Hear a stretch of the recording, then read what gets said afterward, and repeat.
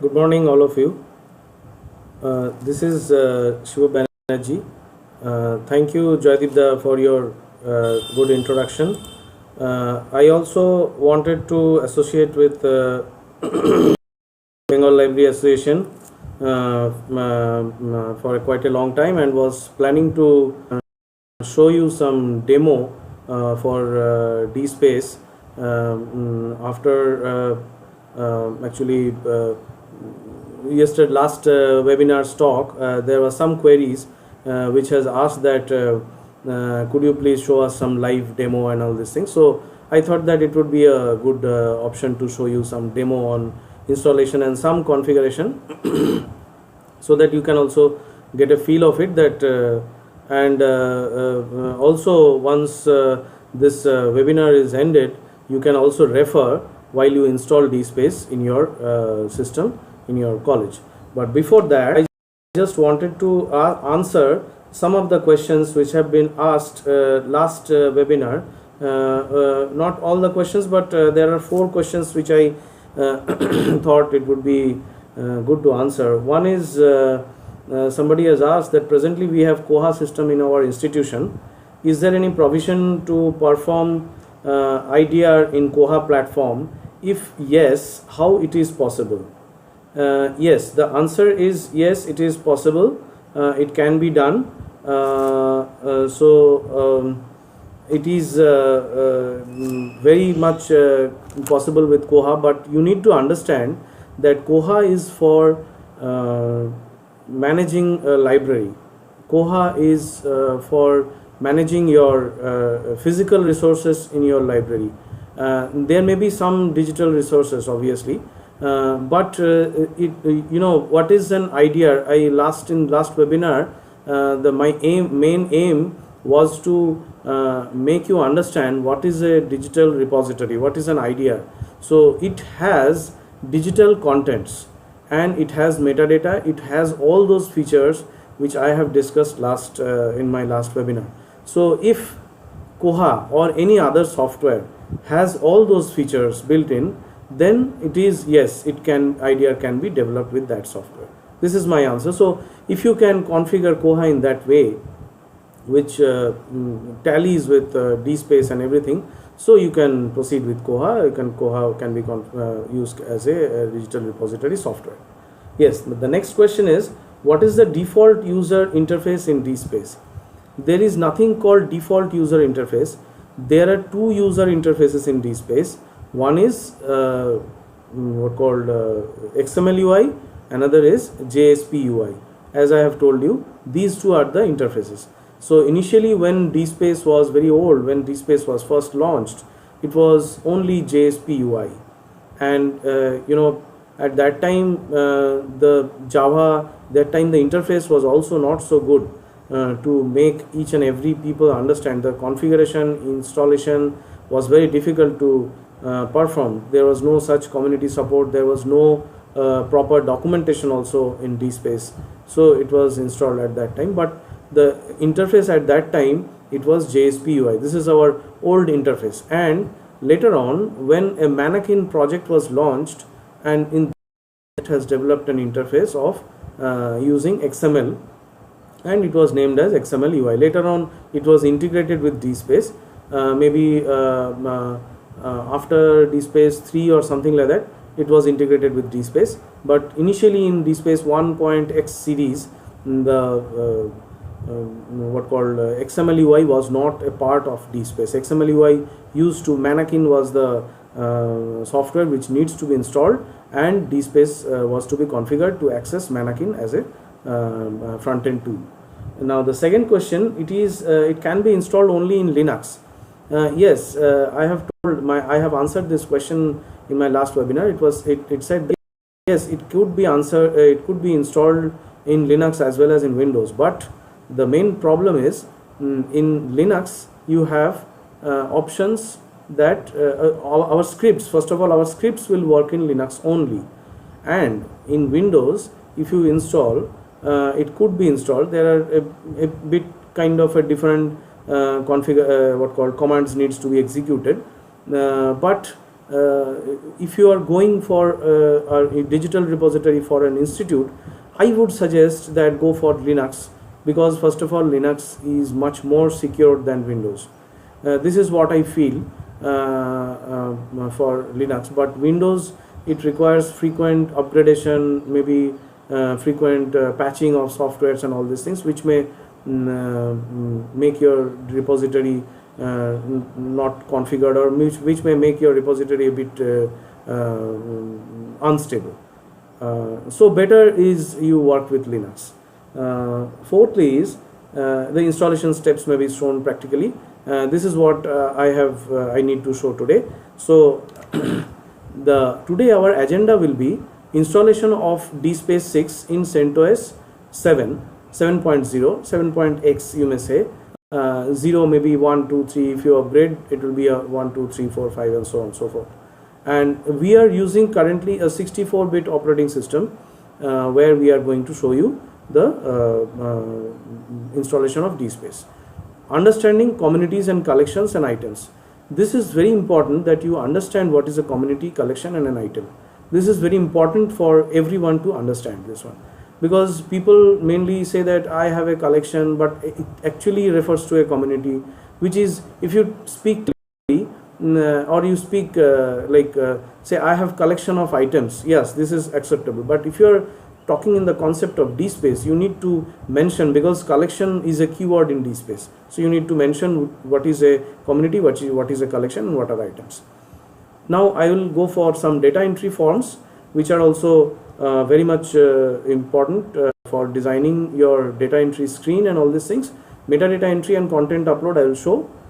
I will show some bit of indexing, what is indexing and how it can be done in DSpace, and how frequent it needs to be done, when it needs to be done, and XML UI interface modification. So this today I will be only configuring DSpace to make it usable for the user communities and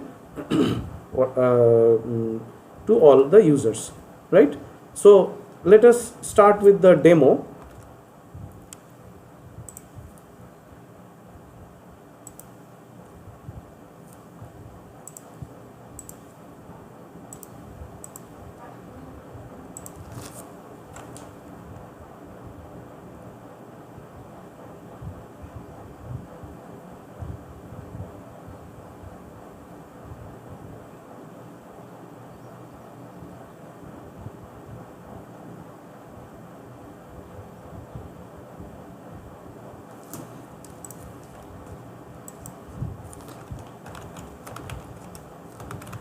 This is the default interface of Linux which you have got it, and this is my Linux which is installed in VirtualBox, and I wanted to show you that how it is, how these things, each and everything works. So this is the default desktop of Linux. If you have installed Linux, this is the CentOS 7 desktop. This is a CentOS 7 desktop which I have seen. If you have to, if you have remembered that what you have done in my what I have shown, a link I have shown in the last class, where you can download this IDR file. This IDR file will help you in installation of DSpace. So today I have ensured that IDR file is already copied in my home folder. First of all is the home folder. A DSpace account needs to be created, and a home folder needs to be IDR needs to be downloaded in the home folder.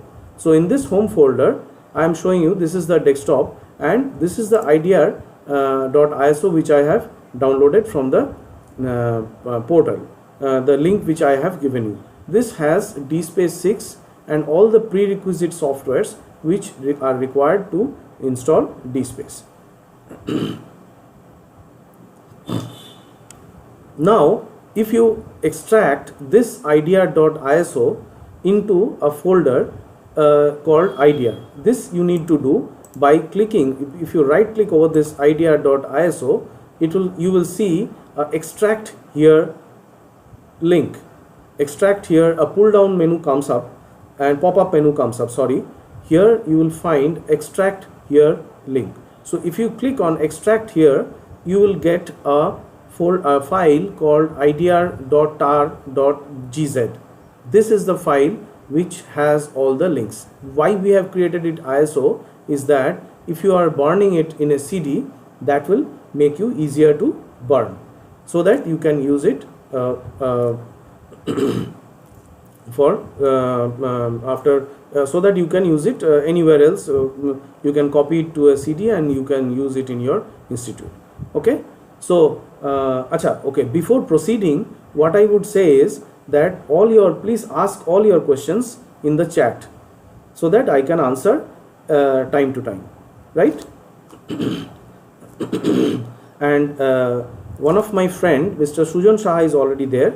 So I would request Sujan, if something important comes up, please let me know in my WhatsApp number. So this is after extracting this, I have got this IDR folder where I just wanted to show you what is inside this IDR folder. This IDR folder has all the prerequisite softwares, including Apache Ant, Maven, Tomcat, Postgres and Java. Each and every software here is configured both for 32 and 64-bit operating systems. So each of these operating systems, we know that each of these operating system has their own architecture and their own set of commands to execute. So but what we have done is, we are not sure that which kind of operating systems you are using, so we have configured it for both 32 and 64-bit operating systems. So each of these scripts which are running here, if you remember my last lecture, there you will see that each of these operating systems, each of these scripts are divided into 32 and 64-bit architectures. Okay. Now to start with, I just show you something which I have already done. Okay, so this is the screen which says that your installation is complete.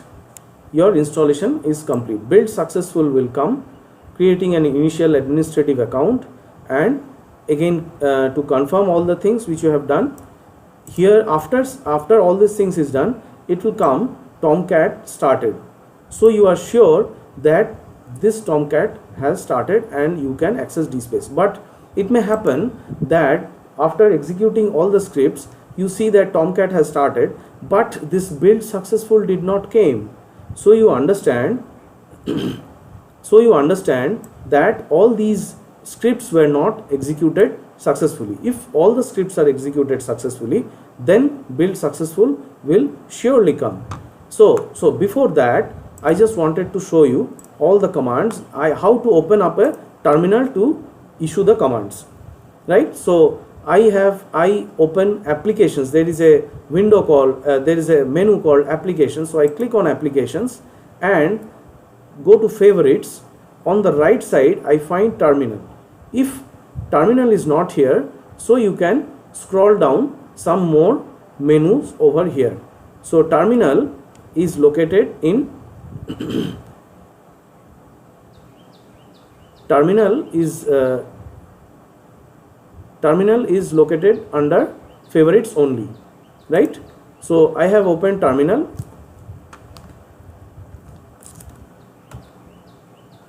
and I increase the size, as many of you are viewing in mobile platform, so I increase the size for the better viewing. So this is the home directory which I am currently in. So how do you understand this is the home directory? That first of all, this dollar symbol says that you are currently in a user privilege. You are not in the super user privilege. This you need to make it sure, because sometimes or rather we need to go to super user privilege to perform some tasks. So here dollar symbol says that you are in a user privilege, not in a super user, not in a root. Now to the left hand side there is a third bracket or a square bracket stating lot of information. So the first part of this square bracket before this @ symbol says that which login is this you are currently in. which login you are currently in. this is the dspace login, so you are currently in dspace login. At the rate localhost says that what is the host name of your system. Say it may come that you have, while you have installed the operating system, you have configured as a different host name, so it may not come as a local host, or it may come as a local host, right? Now after this you will find a tilde symbol. This tilde symbol says that you are currently in the home directory. So this tilde symbol says that you are in a home directory. So if you go to any other directory, you will automatically see that this tilde symbol, the place at the tilde symbol, will change to something else. So let us now give a command. All of you know this cd command is for change directory. So this change directory command says that I want to go to a IDR folder which I have already created. So the IDR folder is a capital I, capital D, capital R. So you need to remember capital I, capital D, capital R, and you press enter. You are in the IDR folder. Now ladies and gentlemen, please see that this tilde has changed to IDR. So currently you are in the IDR folder. Now in this IDR folder, you are very much sure that by seeing this command prompt, you are very much sure that which folder you are currently in. So better once, before working in Linux, so better get acquainted with some commands or some information from you, so that better get to know some information so that you understand what is actually happening in the screen. So now in this IDR folder, if I want to see the list of files and folders, in Linux the command is ls, a list. So if I give ls and press enter, you will see that all the files and folders are listed. So in this files and folders, here you will see there are a bit difference in colors. So the folders are marked in blue, and the files which are executable, they are marked in green, so that they can be executed. So you need to understand that these files can be executed from the terminal or from the command prompt. So in this way, you know that these are the files and these are the folders. So if there are some files which cannot be executed, so those files will come in black, right? So we will, in later on we will see a lot of things will come up. Then you can ask your questions. So it will be you also will get to know how these things work. Now in this files and folders, you can execute each and every script over here.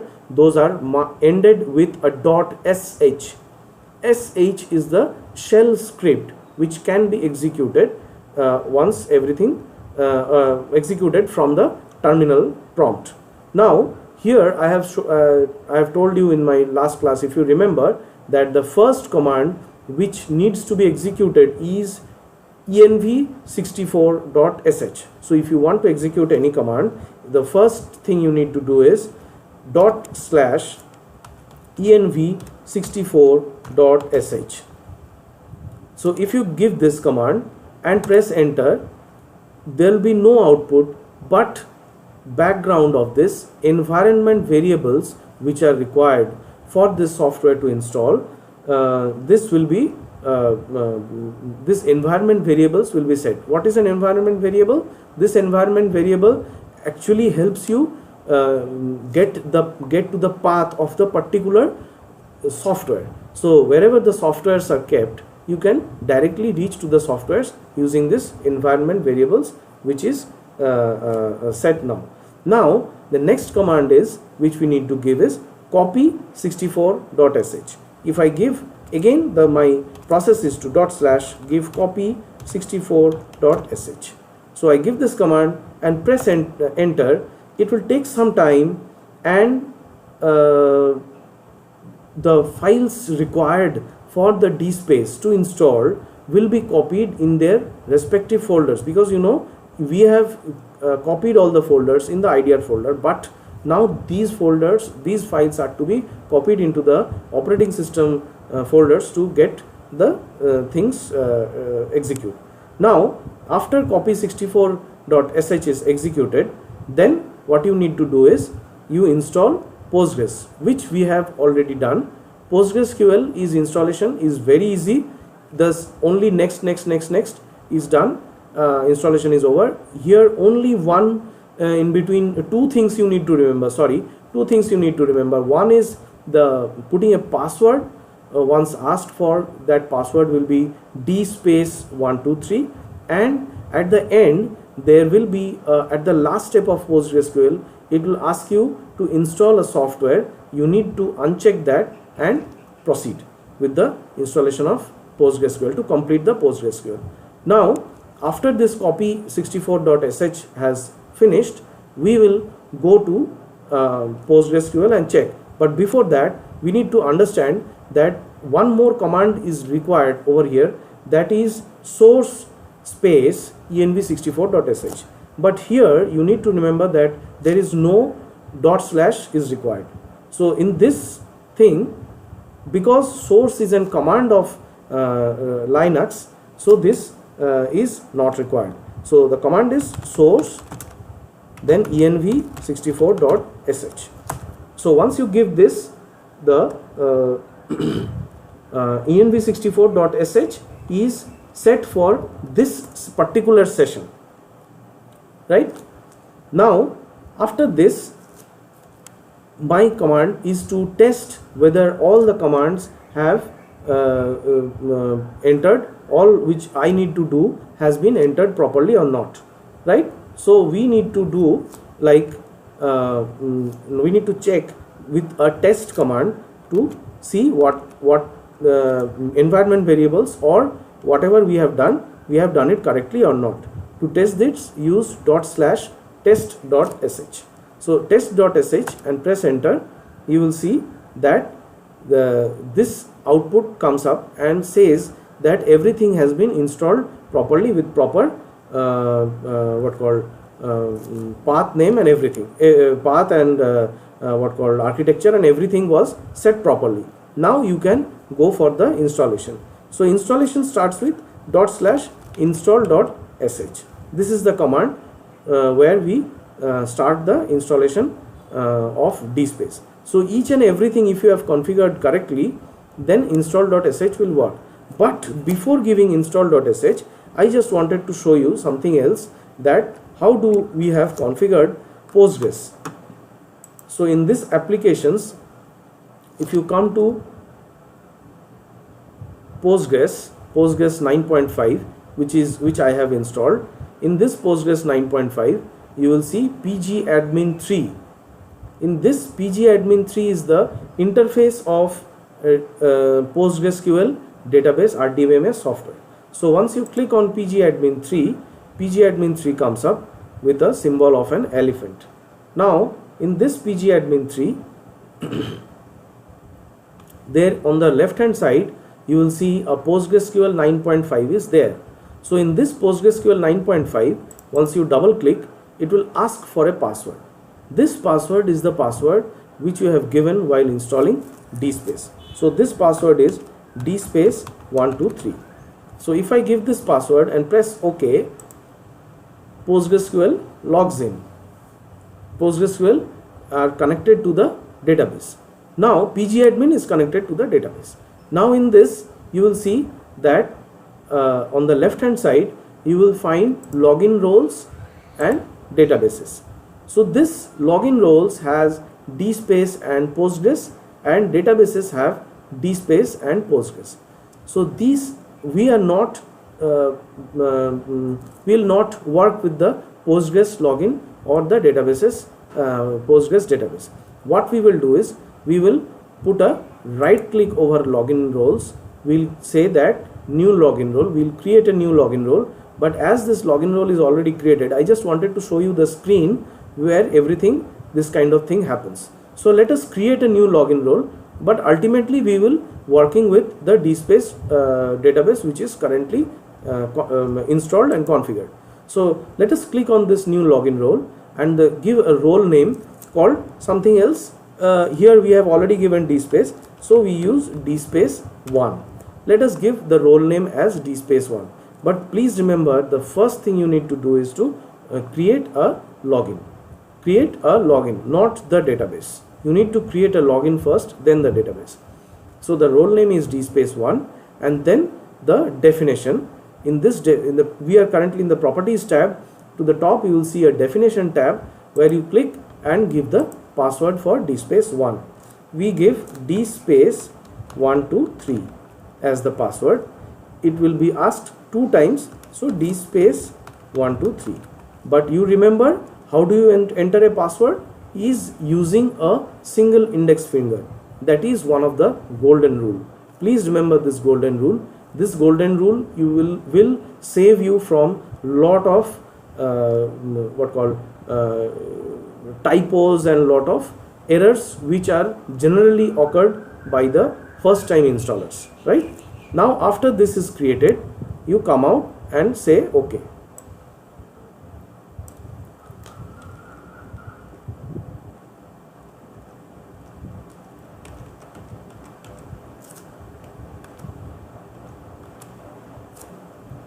So this login role is created. Now after this, see, we have got this dspace1 as a login role.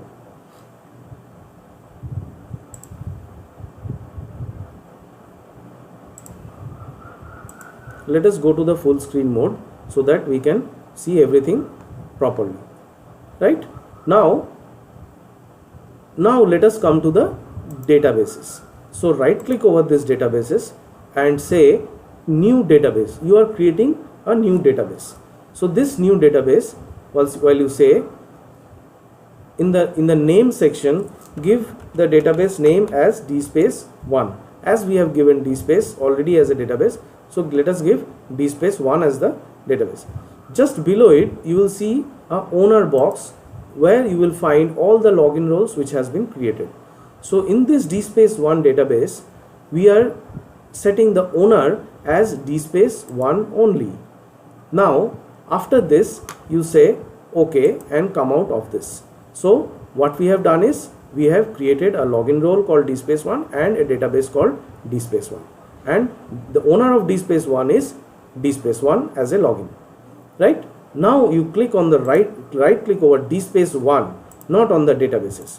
Click on right click over dspace1 and say new object and come to new extension, new object and new extension.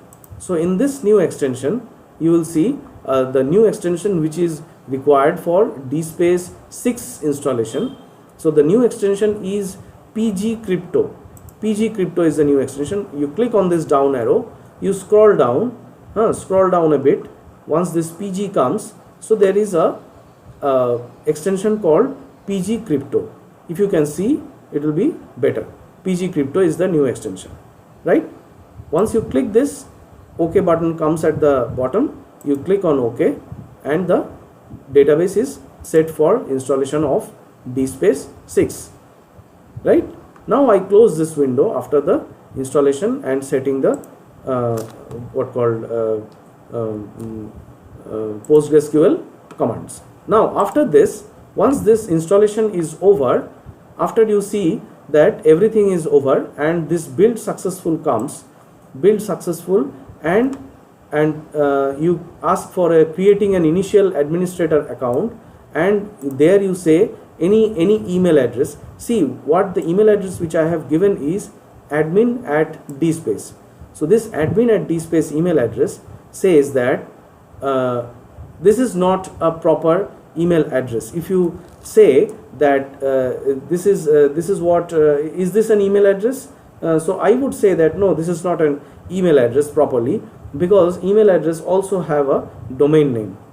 So in this email address, so here dspace, what we are just taking advantage of dspace, saying that it will not it does not verify what email address you are giving. So it will accept anything which is separated by a at the rate, and both in both side there are two words. So admin@dspace. So in this admin@dspace is the email address currently which we are using, and we have also set the password as dspace123. Now after this is over, once this creation of administrator account and Tomcat is started, and we come to we open the browser. See, initially they say that while you install DSpace, they said you should be able to access your DSpace homepage in http localhost:8080/xmlui. So this is the page where you can see the DSpace interface. So once I refer that you go to the interface of DSpace, so you refer to this as the interface of DSpace. So this one is this one is the interface of DSpace, right? So I think all of you could see this in a better way. I have increased the font size as well. So I think up to this is fine. There are some questions in Russian as well. Sorry sir, I don't know Russian. I cannot answer your question. Yeah, there are some questions of certificate. So you can ask those certificate related queries later on, once we are outside, once this webinar ends. So ask some questions which are related to the installation and everything, right? Now we will proceed with this and we'll see that how to log in. If I say that I need to log into DSpace, so if you click on login, see on the understand the DSpace interface first. At the top it is DSpace repository written, and to the left hand side of DSpace repository is the logo of DSpace and then it says that it is the home page of DSpace, and it says something about the DSpace repository. This is called a news kind of a thing, which generally all you can put it in your university notification or your library, something about your library and all these things. So you can do all kinds of this thing, right? And yes, it is an XML interface, XML UI interface. That's why we have said that localhost:8080/XML UI is the interface. We will be showing you XML UI interface, and we will be configuring, we will be modifying this XML UI interface only. Right now, to the right hand side of DSpace, you will see that search DSpace. So DSpace has a special feature of searching contents, contents within its repository. And to the please come down and see that you will see a browse section where you can browse the communities and collection, and you can browse by issue date. You can browse by authors, titles, subjects, and all these things. Now there is something called my account. So while you are while you need to log in, or you need to do something about your account, you can come to this link. You can log in or you can register. So for login, you have already created an administrative account, but for registering directly in DSpace, this cannot be done from here because we have not configured our mail server in DSpace. This you need to understand, that you need to configure your mail server in DSpace to get DSpace working with the mailing, and all those features will be activated at that time. So we'll not talk about register now. Right now we'll come up and we'll try to log into the DSpace. Now on the top right corner there is a login link, or you can log in from the my account login link. We will give email address as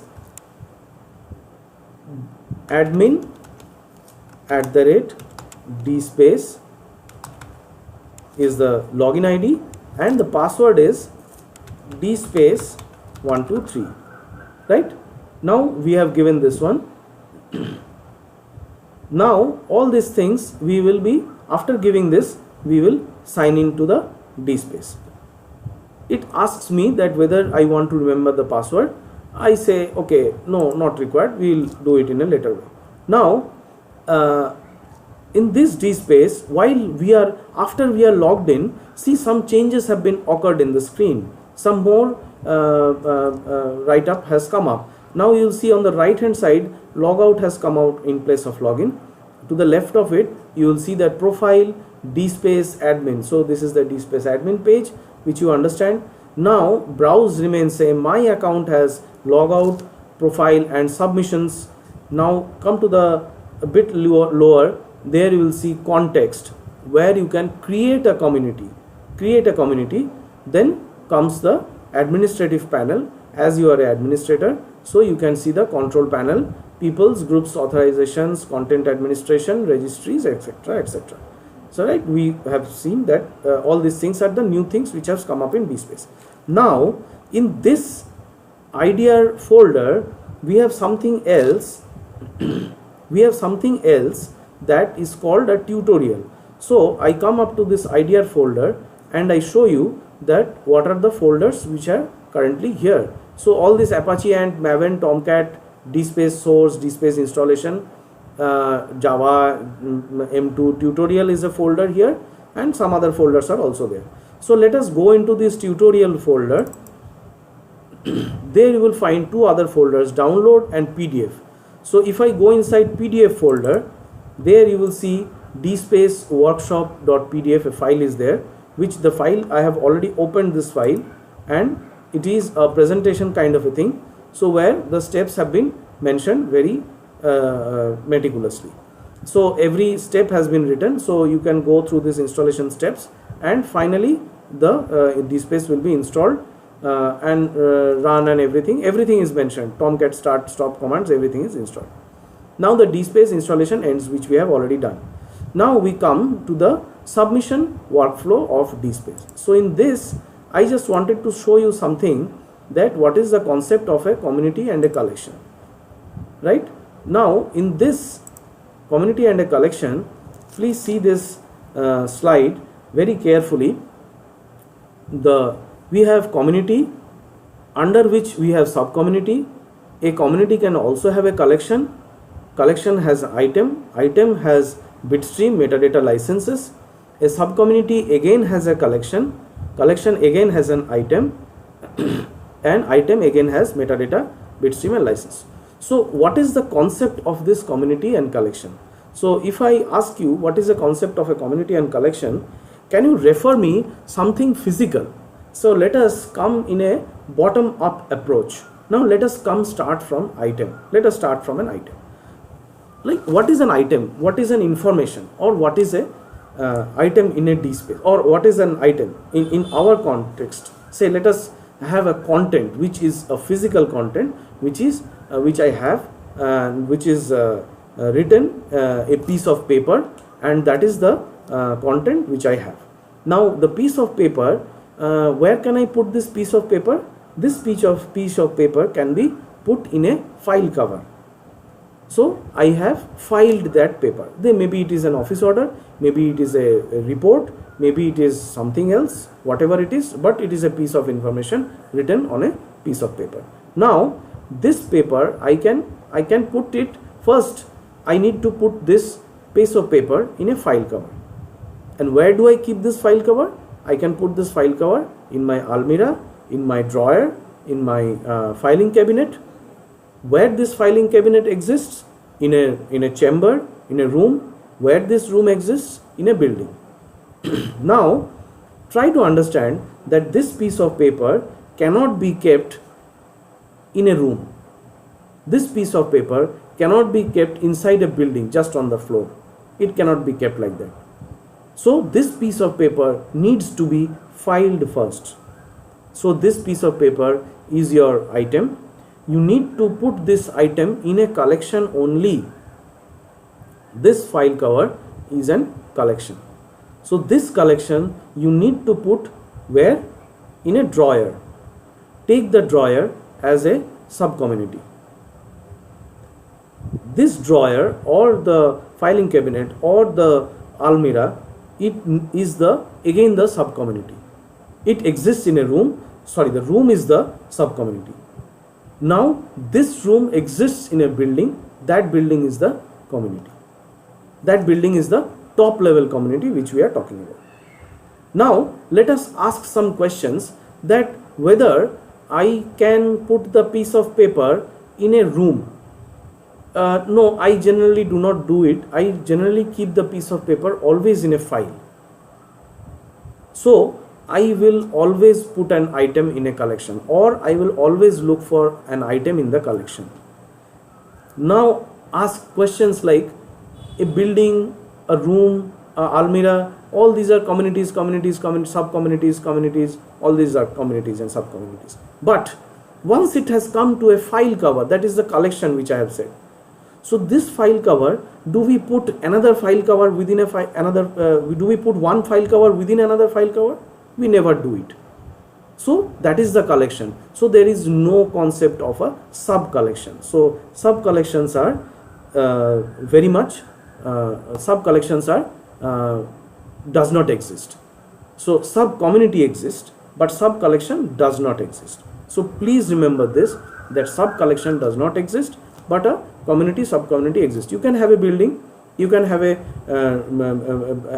floor as a sub community, you can have a room as a sub community to that in that particular floor. You can have again an antechamber in that. You can again have a almirah. So as level of sub communities you can have, but once you reach the collection, once you reach the file cover, there is no concept of sub collection. So you put your item within that collection. Now try to understand that this sub collection, this item, can it be viewed from outside of the building? No. Can it be viewed from within the building? No. Unless you open up the file cover, you cannot see the item. So this is the concept, that unless you open up the collection, you cannot see the item. This is the concept of a community, sub-community and an item. Here this item, this kind of a item, again now coming to DSpace as a context, this item has three parts. One is bitstream, metadata and licenses. So first is bitstream. Bitstream is the content which you are taking care of. This is the content, the written piece of information or whatever it is. Maybe an office order, maybe a thesis, maybe a report, whatever it is. That is the bitstream. Now metadata is the information about the bitstream. Means what is the content related to, what is the how do you describe the content, is there anything you can understand, is there any other information you need to understand about the content. So that is the metadata. Now what is licenses? Licenses is, license is the license to distribute. If you have already worked with DSpace and at the end of the submission of a document, you will see that it asks that I grant the license, is the last checkbox which you need to do, which you need to check, and then say submit. So in this kind of a licenses, in this way you grant the license to DSpace to distribute this document or metadata to the users community. So if you are submitting any item to DSpace, you need to know that all these things are to be submitted to, all these will be having an open access to the users, all the users of DSpace. Maybe they are registered users of DSpace, or they may not be the registered users of DSpace, right? So let us go to the next slide and see how we can upload a file to this DSpace community. Now before showing it in a presentation, let us come to the DSpace screen and see how do we submit.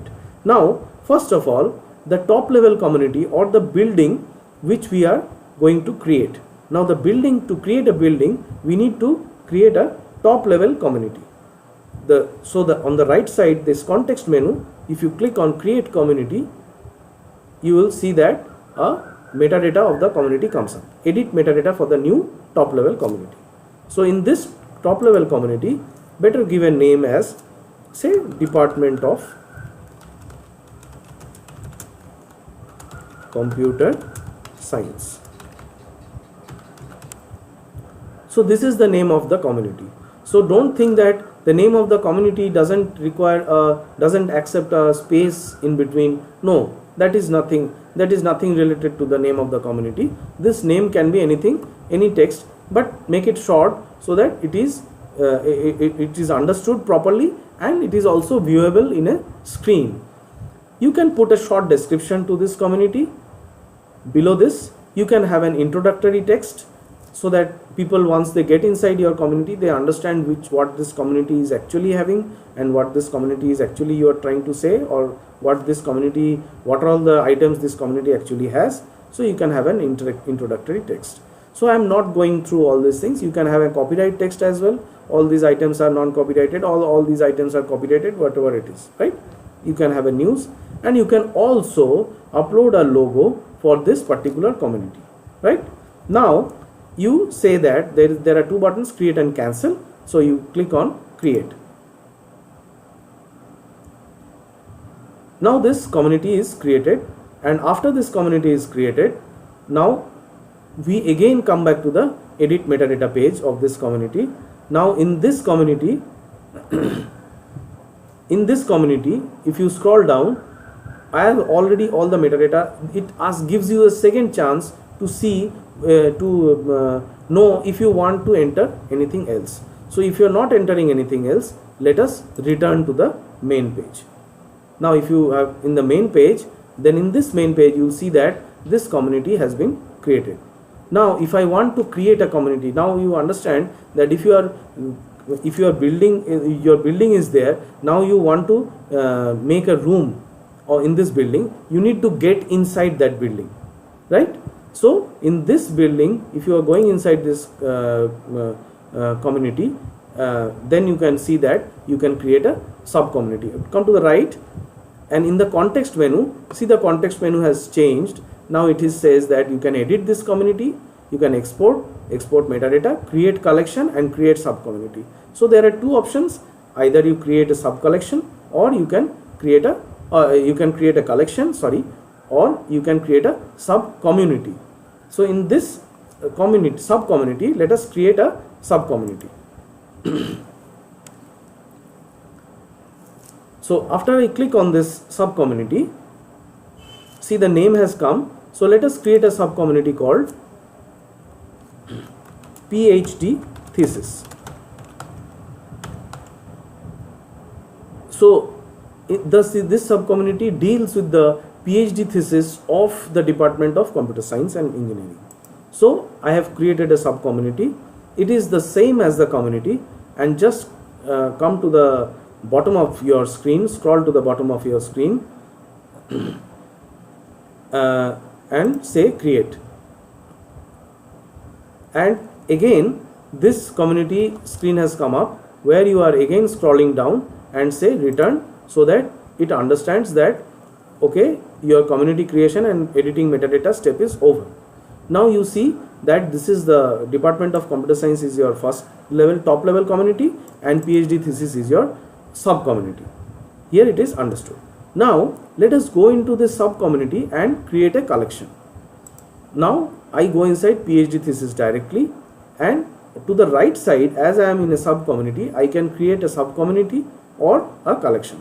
So on the right hand side there is a create collection. So I click on create collection and give the name of the collection as 2019 is the year name, 2020.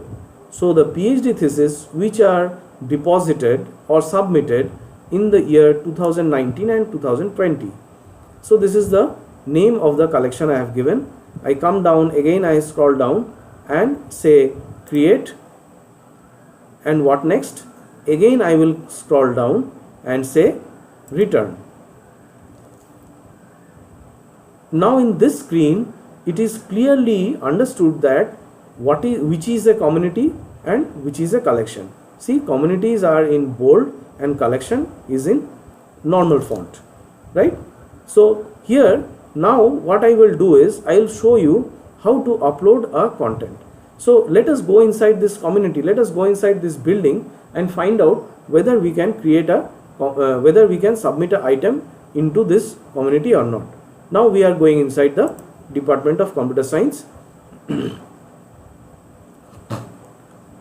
In this community there is no option to upload an item or submit an item.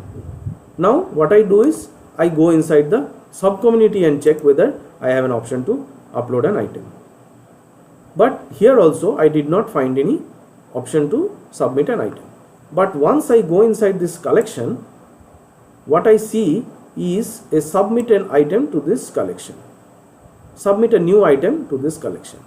So you understand very well that each and every collection has a authority to submit a new item, but the communities doesn't allow you to submit an item to this collection. Now let us click on this link and see what is coming up.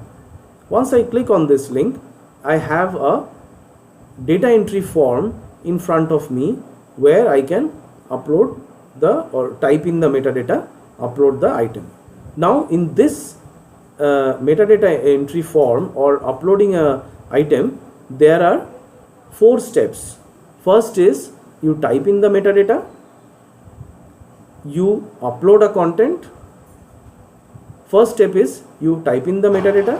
Second step is you upload a content, upload the content file, PDF, doc, whatever it is, image, audio, video, whatever it is, you upload the content.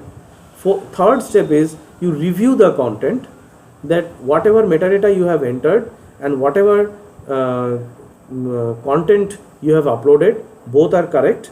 Now it is the process. Now you come out of the review step, and if you want to check if you have entered something wrongly, again you can click that metadata and go back to the same page and get that corrected. Now the last step is the license agreement. That license agreement says that you need to accept that license agreement for distribution of the content. So now let us give a author name. Let us give the author name as say Shaha and Sujan. Now to the right hand side we have an add button. This add button says that you can add more authors. Here in this authors field you can add more authors, so that if a document or an item can have more authors, more than one author, so you can add authors over here. But title, you don't have any option to add more titles because each and every item has a single title. So give the title as DSpace tutorial. So the title is DSpace tutorial. Alternative titles are the titles if it is in different language. If the titles are in different language, you can put your titles over here. Now the date of issue means when this document was published. When this document was published, DSpace always says that you upload those contents or those documents which are published earlier, but this is not a publishing platform. This is not a publishing platform. So you need to understand those documents which are already published, you need to you can upload those contents only. So the date of issue says that, let us give an year, say it was published in 2019 year, and the month is February, say the month is September, and it is the September 1st. So the September 1st 2019 is the date when this document was particularly published. Now I omit this publisher, citation, everything. All you can do, all these things you can obviously enter if your same thing says, if there is a requirement. But I will come to the next page. You can select the language as well. Let us select English United States and say next. Go to the next page of metadata entry form. Now in this metadata entry form, you will see that subject keywords. You can put subject keywords, or you can select a subject from the control vocabulary which is already there. So the subject keywords, say it is physics, or say it is subject is library science, subject is library science. This is a free keyword which you can type in, and if you want to enter something, you will click on subject categories. I just show you what is subject categories. Just clicking on this, there will be some filter subjects. It will take some time to load the control vocabulary. See here it is coming: humanities, religion, law and jurisdiction, social sciences, mathematics, natural sciences, technology. So how to select any of these from here. Say let us, for our example, let us select technology. So I do not click on technology, but I click to the left of the technology where the folder symbol is there. Now it is again some sub menu has come up where you will see information technology. If I need that, I need to go inside information technology, so I click on this, and again see in computer science has come as a subject of this. Now in this computer science, I say computer science as a subject category. So in this, if I click on this computer science, see here there is a there is some entry which is automatically done, so you understand that this is selected from the subject categories menu. You can add more subject categories. Say if you, after adding selecting this, you click on add and then add library science, or maybe information technology, or maybe information technology as a subject. I have typed in both. I have selected from the subject categories, from the control vocabulary, and also in a free text, right? Now I come down and say next. Here there are three buttons. One is previous, that you can go back to the previous screen. Save and exit is that you are doing something, but now you need to stop this work and go somewhere else for something. Then you can save and exit and do other things. Once you rejoin, it will be again starting from the same place where you have left. So we will clicking on next button. In this next button, we will come to the page where we will be uploading files. So now in this file upload, you will see a browse button is there. So you click on browse button. Here you can select something. I select in the tutorial folder. From the tutorial folder, I have something to upload. Tutorial folder, there are two folders, download and PDF. So from the download folder, again there is a documents folder. I upload the first document, 1.pdf. So I uploaded. So if you are uploading more documents, again you can click the browse and upload more documents, or you can upload file, add another. You can put a file description as well. So you can upload more than one files in this page. Now after this is over, click on next. Come to the next page where you can review the items, review the metadata and the uploaded item for any corrections or if anything is required. So you have reviewed. We had satisfied with what we have entered and what we have uploaded. Now we click next. Now we click next, and now the distribution license. See, this is the most important thing, is the distribution license. So in this distribution license, we have all these things written. Just go through this, that it says that it is to be distributed freely without any restriction. So once you are satisfied with this, you say I grant the license. There is a checkbox. You say I grant the license and say complete submission. So once the submission is completed, it will come back to the submission page where you can again go back to the DSpace home page. See, there is a link here, DSpace home. So once you click on this DSpace home, you come back to the DSpace home page and see that one recently added item has been added to your collection, that is called DSpace tutorial. Right? Now this is the way we upload documents into DSpace. Right? Now as I think there are no such question, hopefully there are no such question regarding this installation and this thing. Okay, I will answer to your questions. Keep asking. I will answer to your questions at the end of this session, or maybe in the next session. Okay, now this is over. Now I will, next part is how I will modify the interface of DSpace. Right? Now how to modify the interface of DSpace.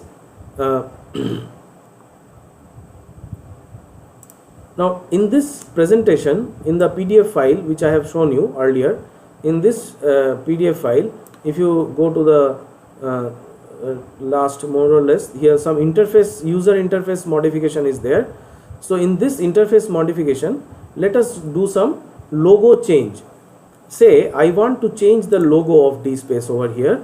If I want to change the logo, the DSpace where DSpace repository is written. So yes, one question has come up. Subject category list is predefined in DSpace or not? Drop down menu will come automatically to choose my subject titles which I need to define. Yes, you can Mr. Sumit Chakraborty, he has asked a question that subject category list is predefined in DSpace. Now you can change this, you can modify this, you can put other subject categories, you can put DV decimal classification of subjects, you can put LCSH as a subject classification, whatever you can do. But this classification of subjects is predefined in DSpace. This is not defined by me. So you can change, you can modify this. Okay, now yes, one question has come up that Joomla to DSpace. No, Joomla is a content management system for doing something else. So yes, I will talk about this migration thing in my next lecture. In my third session, I will tell about what is about migration. I will let you know how to migrate, how to do a batch thing, and how to take a backup and all these things. Right now, yes. Now we will come to the modification, user interface modification. So for this user interface modification, I will take you to the DSpace installation folder. See, in this I come to this IDR folder initially where we have started from. In this IDR folder we have a folder name called DSpace_inst. So in this folder, if I click on DSpace_inst, this folder has a folder name called web apps, WEBAPPS, web apps. So in this folder name, you will, once you are within this folder, you will see that all the interfaces of DSpace are saved over here. One is JSP UI and one is XML UI. So these are the two interfaces of DSpace. Okay, now in these two interfaces of DSpace, what we will be trying to do is we will be modifying the XML UI interface. In this XML UI interface, if I go inside this folder, I will see there are many folders within it. So if I go back to the PowerPoint presentation, you will see that the steps are being mentioned very clearly from here. So now let us see the steps. Download the logo, copy and paste in a folder, in the folder. So in which folder? This is the folder where I need to paste the logo file. Okay, see, each and every institute has its own logo file. So here we will be doing with NDL logo, National Digital Library of India logo, where I will paste it in this folder. I have the logo already in my folder, so I will take it. But in your case, in your university logo, you need to download that logo and paste it here. Paste it in this folder. So please remember the folder name. It is IDR DSpace_inst web apps XML UI. Up to this we are already there. Then we'll go inside themes, Mirage and images. Themes, Mirage and images. So we'll go back to the XML UI folder. We'll go to themes folder. Then we'll go inside Mirage folder. And then we'll go inside images folder. So this is the folder where I will be pasting my logo file. So see here, this logo, DSpace logo only.png is already present, so which is currently displayed. Right now our first step will be pasting the logo here. So my logo is present in a tutorial folder called download. In this download you will see a logo folder where I double click over logo folder. Here you will see a NDL logo.png. This is an old logo of NDL. So I right click over this, say copy, and I paste it in this folder. You know, we are very much conversant with copy and paste. We have done a lot of copy and paste earlier. So I don't need to show you how to copy and paste. So in this ndl logo.png is the file name. Please remember that this file name we will be changing. Now what we will do is, again we will go back to the presentation. What it says: open file, IDR dspace underscore inst, web apps, XML UI, themes, Mirage, lib, css, style.css. So this is the place, this is the file which is responsible for the changing the logo or changing the styles of appearance. Now we will go to this folder. We were currently in this Mirage images folder. Now we'll go one folder up. We will go into lib, then css, then style.css. Now we are already in this images folder. We will go to the Mirage folder. There we will find lib folder. We will go inside lib folder. Then we will go inside the css folder, where we will be seeing style.css. So right click over style.css. We'll click the right mouse button and say the first menu is say open with gedit. Open with gedit. So this is this I cannot enlarge the font, so you need to look at in a different way, full screen or whatever it is. I cannot enlarge the font here. So if you scroll a bit down in this folder, you will see that dspace logo only.png is written. So in this dspace logo only.png, this is the file which is responsible for the logo of dspace. So now what we will do is, we will change this file to what? ndl logo.png. So I am changing this file ndl logo.png.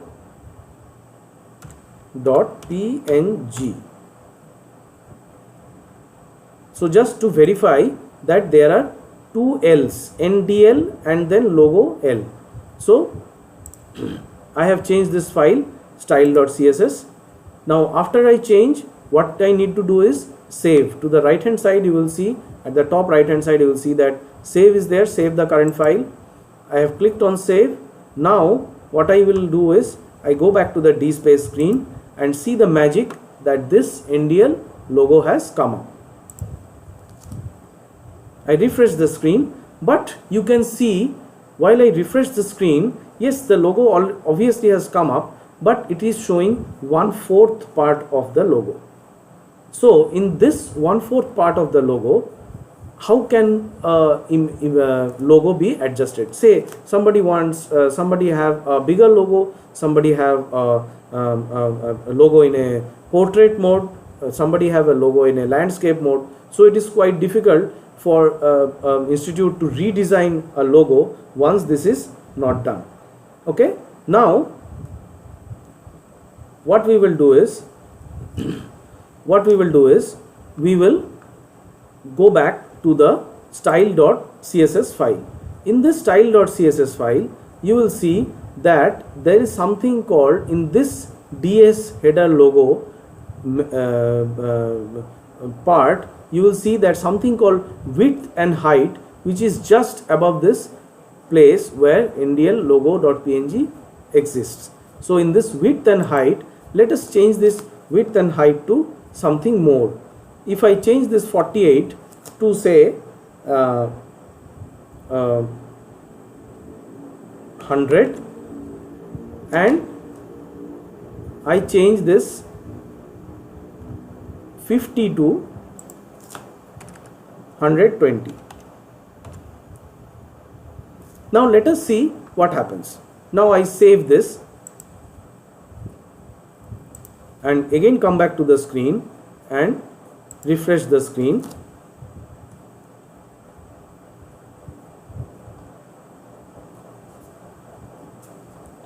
See, the logo has completely appeared.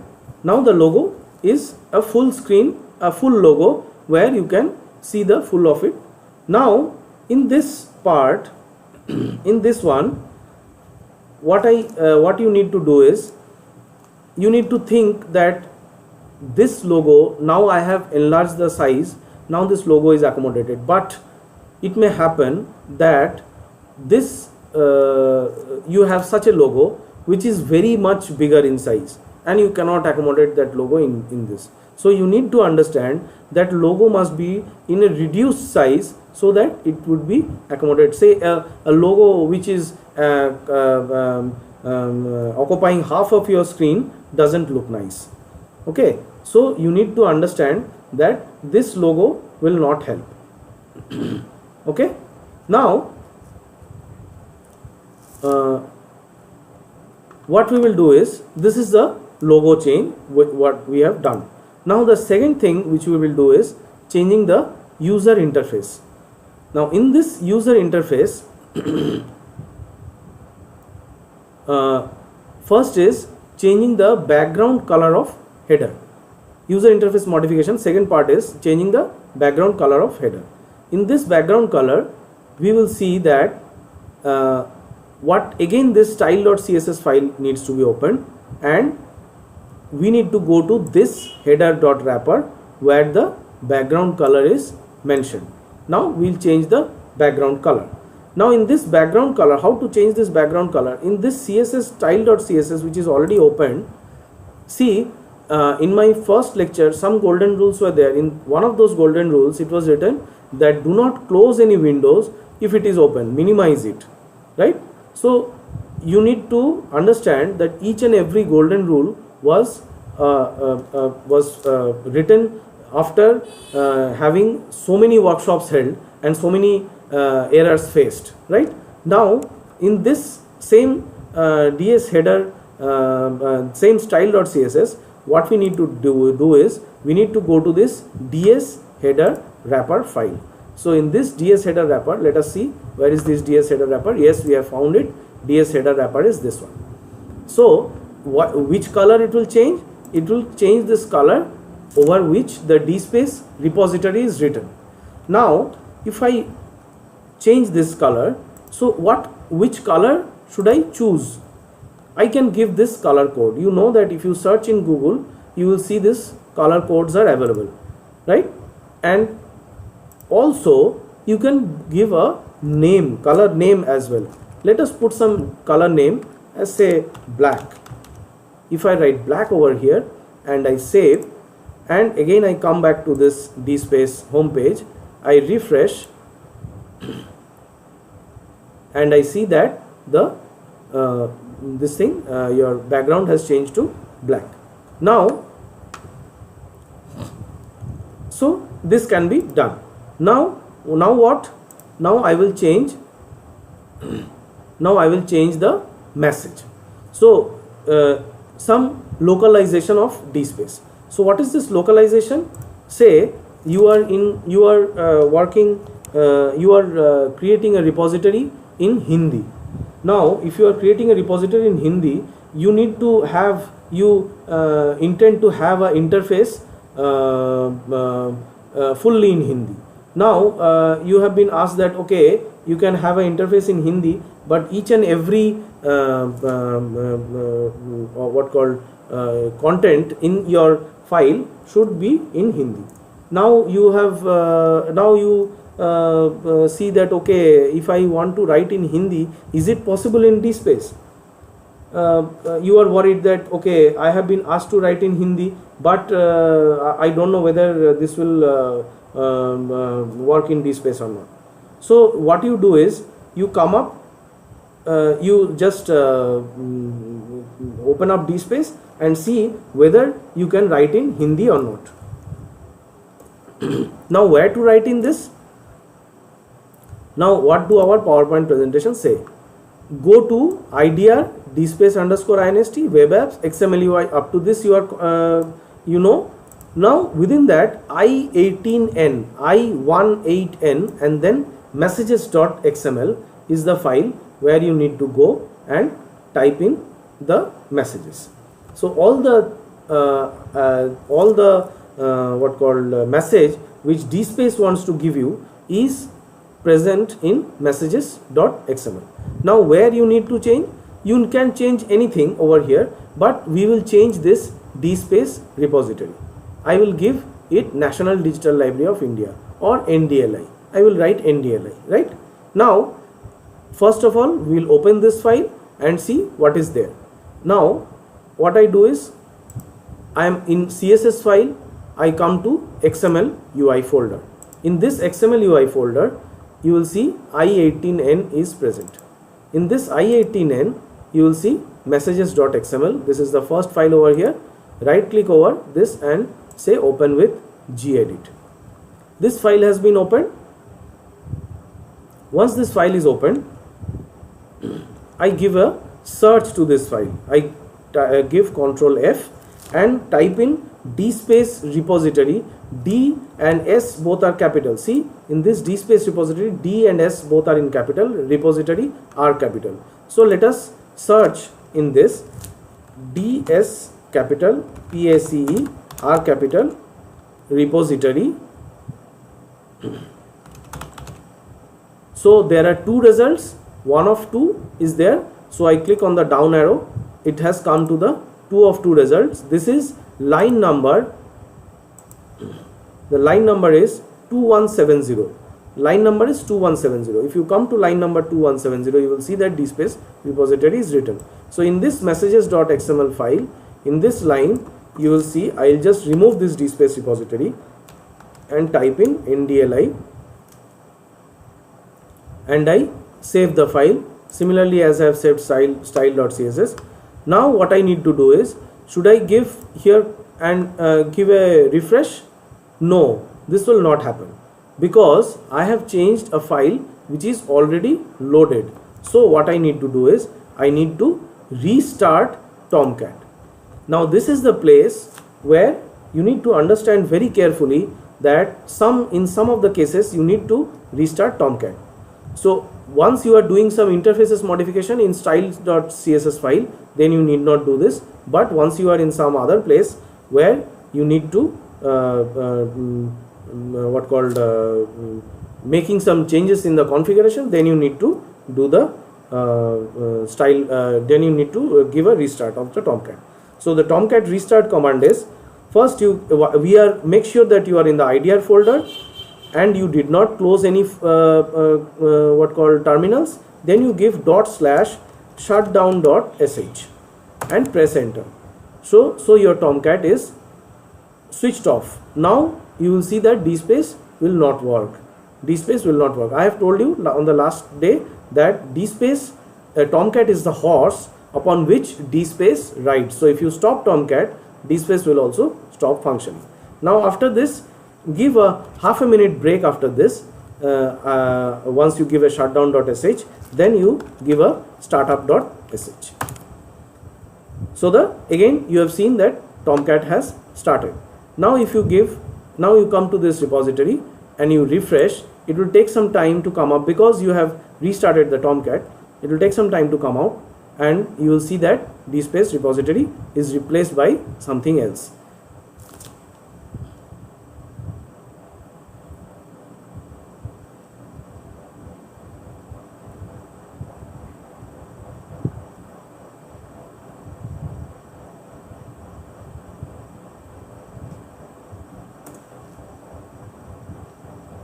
Let us wait for this. This dspace repository will be replaced by NDLI.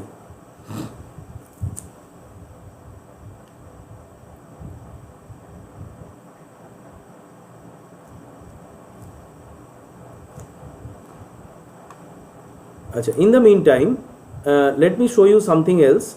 In this way, you can change the news which is written in the top of the dspace.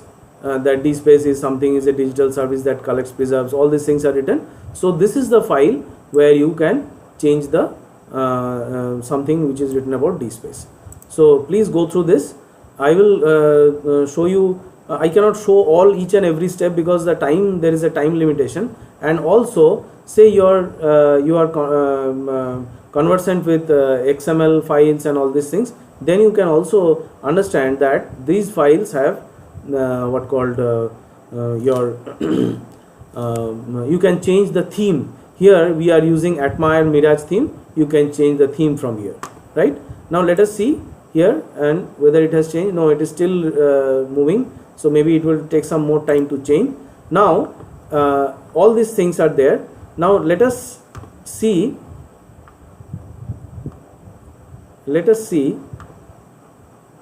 what else we have left about.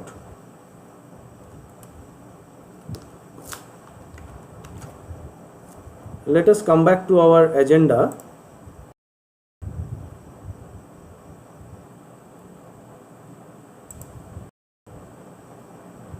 Yes, we have left out indexing. Okay, now I just wanted to show you how indexing works. Yes, in this DSpace, if you are searching for document, you will see that this document tutorial, if I want to search for say DSpace and all these things, you will see that DSpace tutorial has come up. But once you are searching from within a document, this will not automatically happen. So to make the content full text searchable, you need to execute another command. You can take it down, or you can remember, already this video will be in the public viewing, so you will understand what is that.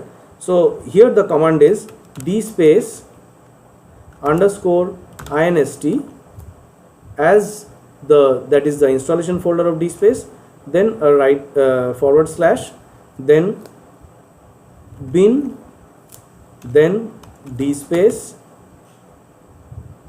bin again a /, then DSpace, then a space, filter -media. If I press enter and see that text files will be created with this, so that which helps you to search, which helps to index those files within DSpace, right? I'll come to this screen later on. Let us see whether this DSpace this is completed. So you see that NDLI DSpace repository has been replaced with NDLI, right?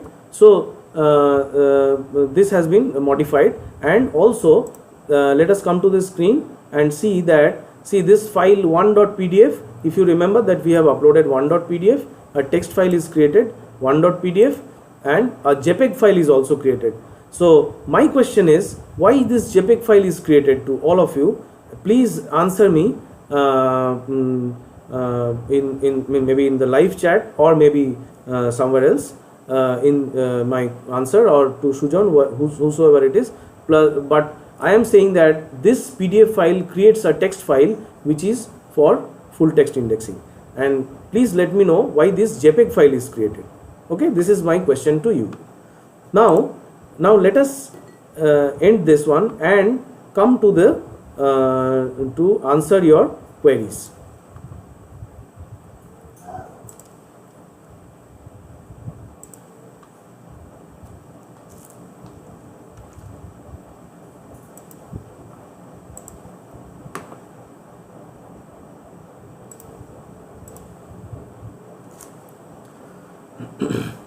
Yes.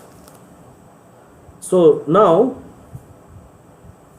yes, this PDF will be shared, so the this one is absolutely no issue. Okay. Yes, please share. Yeah, okay. Very much. Okay. Now is there any question? Very much. Okay. How can we add multiple sub-community like books, journals, etc. under computer science community? Yes, the similar way Mr. Saurabh Bagchi has questioned that how can we add multiple sub-communities like books, journals, etc. under computer science community? Yes, you go to this computer science, community and go on adding sub-communities. Go on adding sub-communities, like you create a sub-community books, you create a sub-communities journals, you create a sub-communities articles, you create a sub-community faculty publications. You can do all these things. and you can create multiple sub communities within a single community. A top level community can allow you to add multiple sub communities within it. Can we change the DSpace? Nitin Gamit, he has asked, sir, can we change the DSpace repository to institute name? Yes, you can change. As you know that I have given how we have changed it to NDLI. The similar way you can change it to any institute name.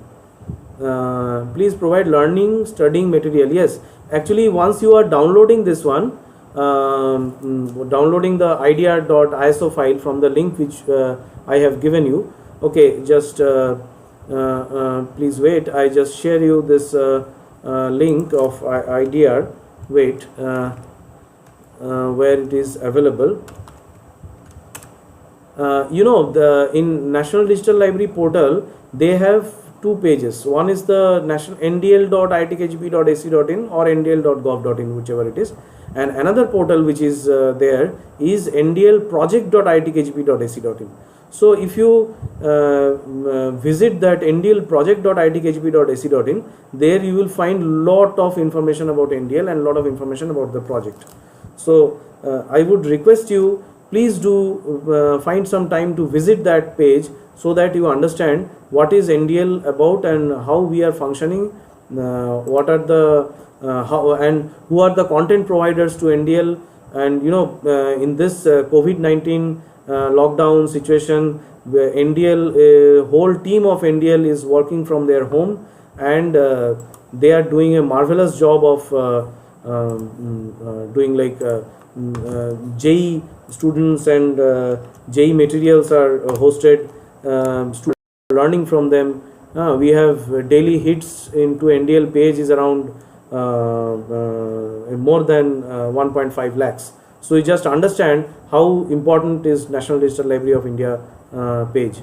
So you just visit that page, you will find lot of information from that page. Do visit. Okay, so I have given in my chat, I have given you this one, a link where you can download those repository, what called idr.iso. Download that, you will have every such information. Please let us know how we can help you out. Okay, Mr. This in Linux command, Linux and Linux is different. Yeah, I did not, Mr. Apurvo, I did not understand your question. In Linux command, Linux and Linux is different. I did not understand this question. Okay. Is it not accepted logo in JPEG extension? Yes, Mr. Karandeep Karan has asked that logo is accepted in JPEG, logo is accepted in GIF, GIF, logo is accepted in PNG. Okay, so anything it is accepted, logo is accepted. Okay. How to control and restrict the download? Mr. Sukanto Haldar has asked how to control, restrict the download on the specific items. Yes, this is very much important. We will talk about this in my next session.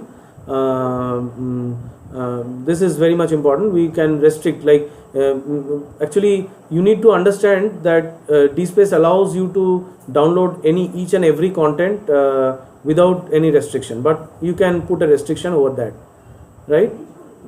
Okay. If sub-communities are same, Mr. Ramdas Tekale, he is saying if sub-communities are same, example thesis, journal, articles, book, articles, etc., is it required to enter the same fields in each community? Example, Department of Computer Science, Department of Chemistry. No, that is up to you. Say you are saying that it is Department of Department of Computer Science, you say it is Department of Chemistry, whatever it is, but you can say it in that it is a chemistry department, you can say in that way. You need to, the users, those who are browsing your page must not feel a shortage of information. So as much as information you can share.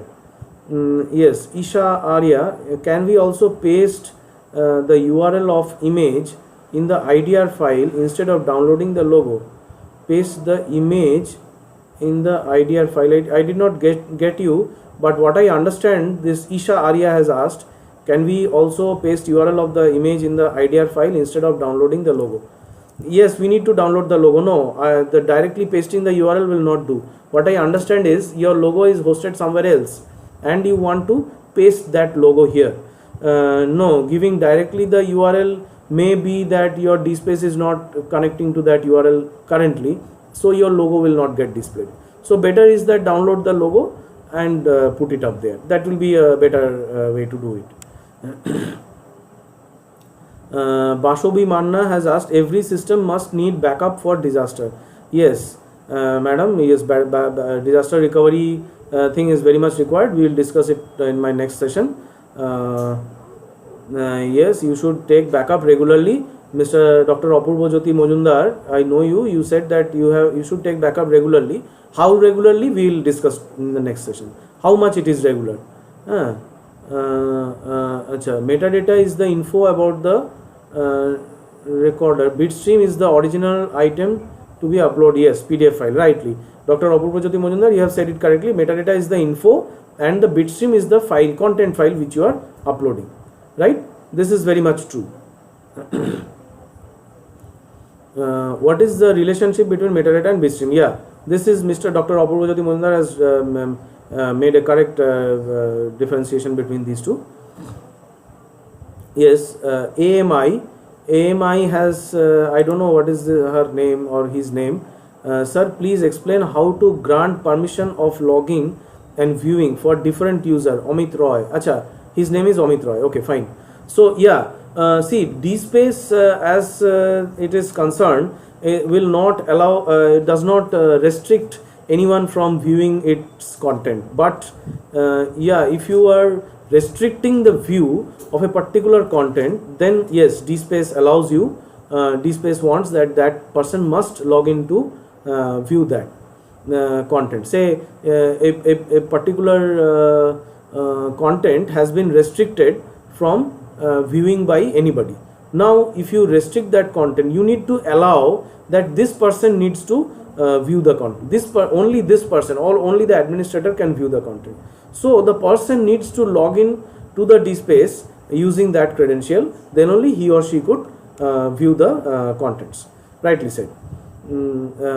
Yeah, sir, we can connect the DSpace repository to Sujan B. Chakraborty. He has asked that, sir, we can connect the DSpace repository to library discovery system. Yes, sir, this is very much true. This is you can connect to library discovery system.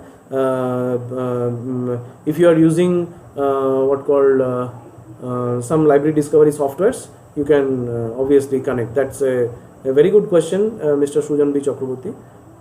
How to create, Sukanto Haldar again has how to create other staff users with permission privilege. Yes, that is the most important thing. I will show you, because that is required. See, in two cases this is required. This I will just explain the question which has been raised by Sukanto Haldar. Yes, you need to create login in two of the cases. One is that you restrict the view of what called the content for a particular set of user. If you are doing that, then you need to create a user and says that this content will be accessed by this user only, otherwise this content won't be accessed. Right? Now this is the first case. The second case is that you are putting some item submission, putting some submitter and reviewer in your page, like content maybe data entry operators are uploading contents, so you have assigned their work as data entry content. Data entry operators are entering their contents, and you have set a set of reviewers, those who can review the contents and accept or reject the contents. Now in this case, what you need to do is you will create some users, assign them as submitters, and you will create some users, assign them as reviewers. So this is the two cases. One is for item submission workflow and another is for user access authorization. In these two cases you need to create user. That we will discuss in the next session. Can we keep question papers in DSpace? Bashov Mukherjee has asked, can we keep question papers in DSpace? Yes, we can keep question papers in DSpace. whatever documents you want, you can put. You can give a collection name as question papers, you can give a community name as question papers, you can give the sub community name as question papers. Yes, one of the question papers repository is being created by Dr. Apurva Jyoti Mojumdar from Assam University. Just visit their repository, you will see that how question papers are being uploaded.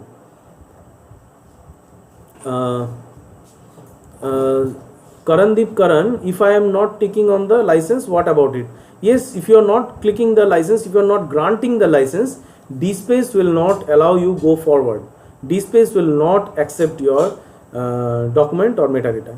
DSpace will not, because DSpace is the repository and it is the place from where you are sharing contents. So if you are not allowing if you are not allowing DSpace to share contents, you cannot go forward and upload the content. Yes, is the Acha Sumit Chakraborty, I have answered this one. Acha, let me see, any new question has come up in between. Can we use DSpace and Koha in the same system? Mr. Ashim Kumar Pal is asking. Yes, we can keep DSpace and Koha in the same system, but there is a conflict of port, because DSpace runs on 8080, some of the Koha URLs also run on 8080, so there will be problems, so you need to manage that one. That you can run, but there are some configuration changes needs to be done. Okay, Sumit Mondal has asked, why should we every time require restart in Tomcat? Why should we require indexing every time after uploading content? No, we do not require Tomcat restart every time unless otherwise we are changing any configuration in DSpace.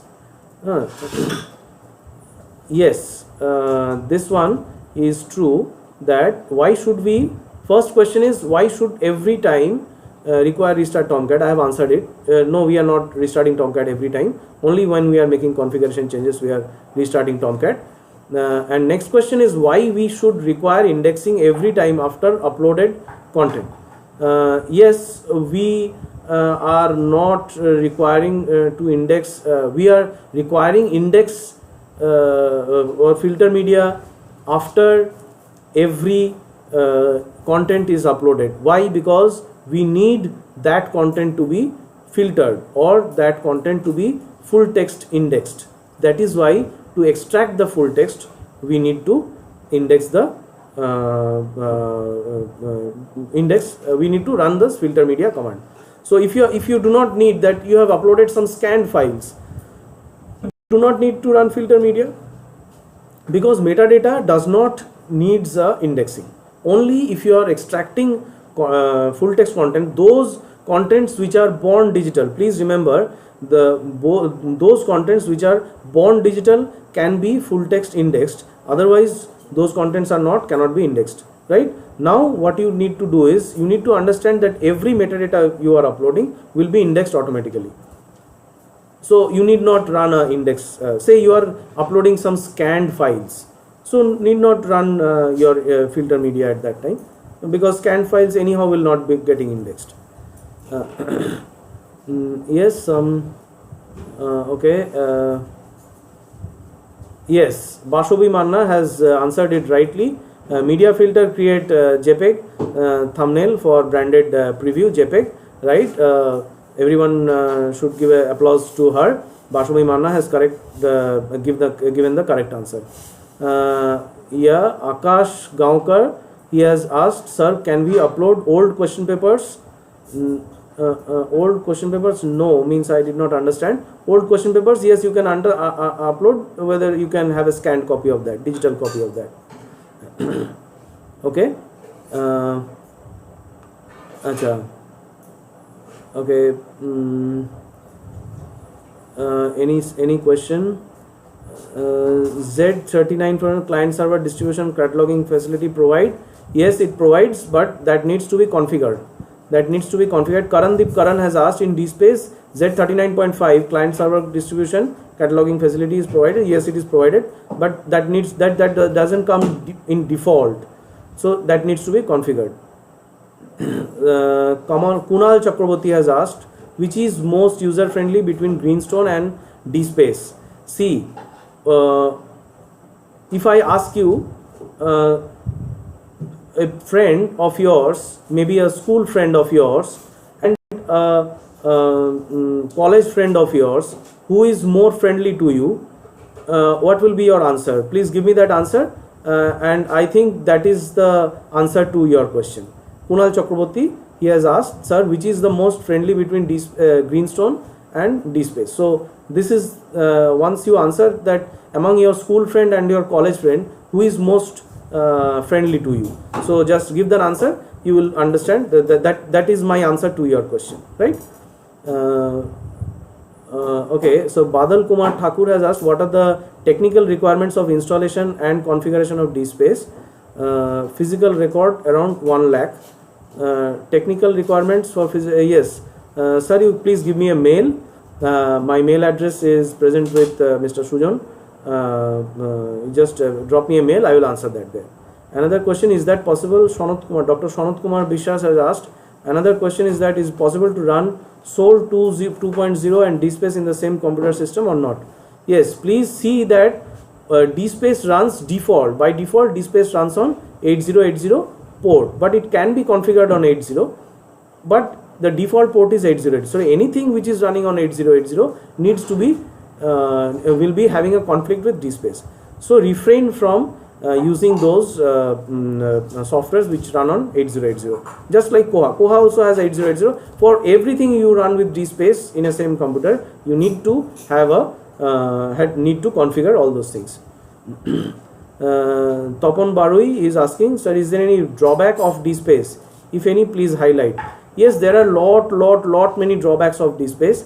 Try to use the DSpace. You will find lot of drawbacks. I cannot say it in this because once you start working with it, you find the features and you try to explore what you can do, what you cannot do. What you cannot do are the drawbacks. So just see those things which you cannot do. Those things are the drawbacks of DSpace. Vishal De has asked, which is the best one out of Greenstone and DSpace? I have answered this. Pinaki Chakraborty is asking, can we search specific word from a Bengali text after submission? Yes, from Bengali text are also indexed, but in that case you need to implement Bengali stemmer, Bengali tokenizer to understand or to search from a Bengali word. Yes, if it is a simply word search, you can do it. Pinaki Chakraborty, I have answered. Vinod Kumar Boyanagiri asking, bulk uploading is possible? Yes, bulk uploading is possible. Just see batch processing in DSpace. You will see that bulk uploading is possible. Manoj Shaw, can we install scan copy of question paper? I have answered this. Yes, I think by this time I have answered most of the questions. So it was an excellent session with all of you. Thank you, Dr. Joydeep Chandra, and thank you, Mr. Sujan Saha, for all your cooperation to get this thing done. I have I was assigned 1 hour time, but somehow I have taken much more. Maybe it is double the time which I have taken. So thank you all. Thank you for joining this one, joining this session. Bye bye. Stay at your home. Stay safe. Stay relaxed. Thank you. Bye.